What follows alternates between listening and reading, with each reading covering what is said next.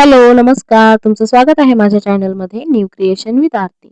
तर आज मी तुम्हाला इथे मागील भागाची ड्राफ्टिंग शिकवणार आहे आणि मागील म्हणजे मागील भाग जेव्हा डीप नेक असतो तेव्हा शोल्डर आणि आर्महोल कसे घ्यायचे आज ह्या व्हिडिओमध्ये तुम्हाला समजणार आहे.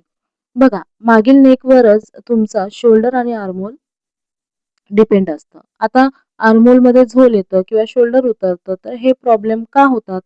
ते आज या व्हिडिओमध्ये तुम्हाला सविस्तर सांगणार आहे. तर बघा, मागील नेकवरच तुमचा हा आर्महोलचा कर्व सुद्धा डिपेंड असतं. तर ब्लाऊज जेव्हा उतरतो ना, तो जास्त करून ब्लाऊज डीप नेक असेल ना, त्यावेळेसच हे प्रॉब्लेम्स येतात. तर त्याचा सुद्धा मी नेकनुसार शोल्डर आर्महोल कसे घ्यायचे याचा सुद्धा व्हिडिओ आहे. तो सुद्धा तुम्ही चॅनलवर पाहू शकता. तूर्तास मी इथे तुम्हाला मागील भाग शिकवणार आहे. तर बघा, हे मेजरमेंट आहेत. ब्लाऊजवरनं माप कसं घ्यायचं याचा व्हिडिओ सुद्धा आहे. तोही पहा. तर इथे मेजर टेप विषयी मी तुम्हाला थोडक्यात सांगते. तर ही जी स्टीलची पट्टी आहे ही अर्धा इंचाची आहे.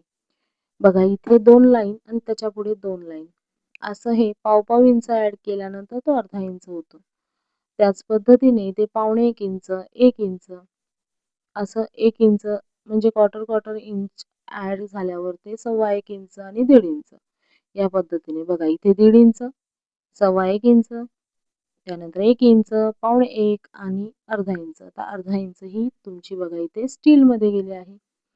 तर थोडक्यात तुम्हाला मी मेजरमेंट सांगितलं आहे, की मेजर टेपवर मी अशा पद्धतीने बोलत असते आणि ते तुम्हाला समजेलच. तर बघा, याचं तुम्ही मोजून घ्या तुमच्या ब्लाऊजचं आणि त्यानुसार तुम्ही कटिंग करू शकता. आता हा जरा हेवी साईज आहे. त्यानुसार मी तुम्हाला इथे नेक चं शोल्डर आर्महोल नेकनुसार चेंजेस सांगणार आहे.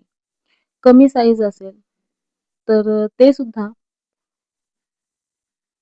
तुम्हाला हवं असेल तर मला कमेंट बॉक्समध्ये सांगा. आता इथे 2 सीझर आहेत बघा. ही सीझर आहे ना, मी फक्त पेपरसाठी यूज करते, पेपर कटिंगसाठी आणि ती जी आहे ती कपड्यासाठी. 9.5 इंच छातीचा चौथा भाग, त्याच्यात 1.5 इंच शिलाई मार्जिन. आता मी ही घडी घेतली आहे. आता तुम्हाला समजण्यासाठी पेपराची मी घडी करून घेतली. तुम्ही डायरेक्ट कपड्यावरती सुद्धा मागील भाग असाच पद्धतीने कट करू शकता. आता पूर्ण उंची किती आहे? 14 इंच. त्याच्यामध्ये मी 1 इंच ॲड केला. 1 इंच ॲड कशासाठी?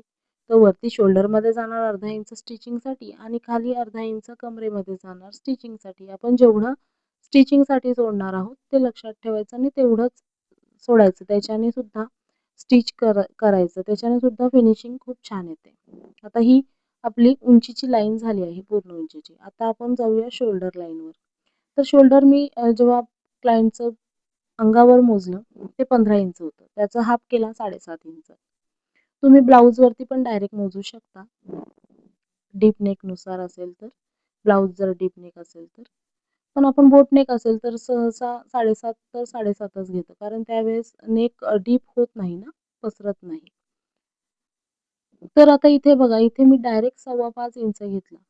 मी 2.25 इंच मायनस केले आहेत. कारण मागील नेक 11-12 इंच आहे, डीप आहे. डीप नेकनुसार मी शोल्डर आधीच मायनस केले. आता गळा रुंदी मी घेतली आहे इथे 2.25 इंच.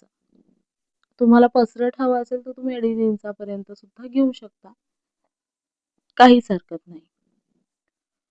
शोल्डर पट्टी हवी आहे त्यांना 2.5 इंचाची तयार, म्हणून मी इथे 3 इंच ती घेतली आहे.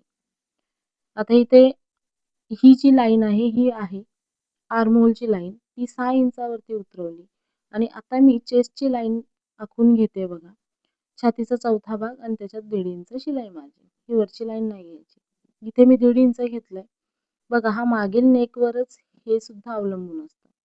आता आर्महोलची जी लाईन आहे ना, त्याचा मध्य केला आणि तिथे एक डॉट दिला आणि ही जी तुमची चेस्टची लाईन आहे तिचा सुद्धा मध्य केला आणि तिथे डॉट दिला. आता ह्याला पूर्ण असा राऊंडमध्ये आर्महोलचा आकार द्यायचा या पद्धतीने. आता बघा, अर्धा इंच तुमचा स्टिचिंगमध्ये जाणार हां. आता अर्धा इंच स्टिचिंगमध्ये गेल्यानंतर तुम्हाला जर तुम्ही ब्लाउज असेल तुमच्याकडे तर आर्महोल क्लायंटचं किती आहे ते मोजून घ्या आणि बघा या पद्धतीने आपलं 8.5 इंच आले. तर मी क्लायंटचं मोजलं होतं ते 17 इंच राउंडमध्ये मोजलेलं.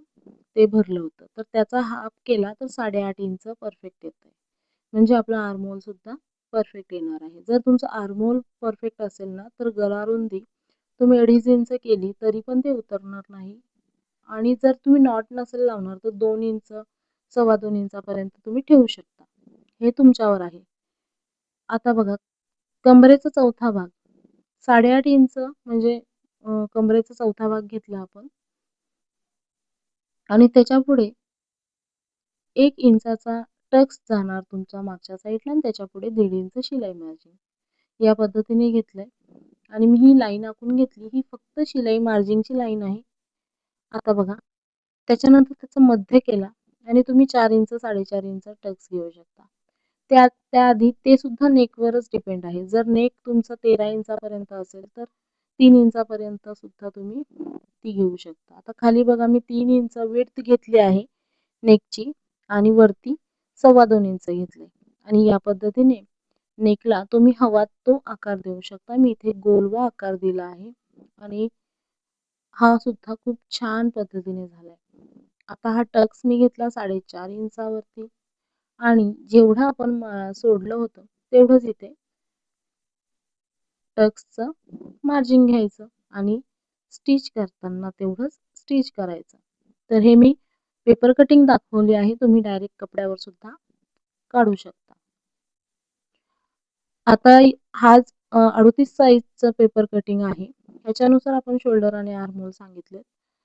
32 साइज, 30 साइज त्याच्यानुसार शोल्डर आर्महोल पुन्हा चेंज होतात. जरी नेक डीप असेल तर. तर ते आपण नेक्स्ट व्हिडिओमध्ये पाहूया.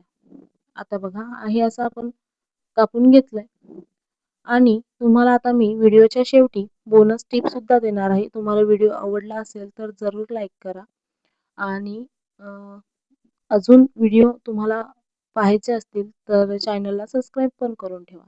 बघा बोनस टिप काय आहे, तुम्ही इथे टक्स घेणार त्यावेळेस पाव इंच खाली उतरणार कपडा. मग तो आधीच आपण कट करून घ्यायचा.